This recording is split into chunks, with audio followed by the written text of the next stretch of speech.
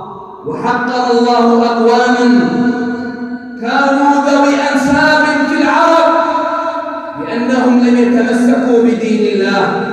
فهذا أبو لهب، وهذا أبو جهل، وهذا عتبة، وهذا الوليد، وهذا شيبة، وهذا عقبة بن أبي معيط، وهذا أمية، وغيرهم من صناديد قريش أذلهم الله جل وعلا لأنهم حاربوا الدين، ولأنهم سعوا في الاستهزاء بالنبي المسلمين عليه الصلاة والسلام.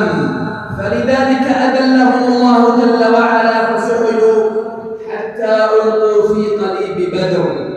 إذا فالعزة هي عزة الدين يا عباد الله. مهما بلغ الكفار المبلغ في الماديات فإن أهل الإسلام أعزاء فوقهم، لأنهم متمسكون بكتاب الله وبسنة رسول الله صلى الله عليه وسلم. والله وتالله وبالله يا عباد الله أنا لو تمسكنا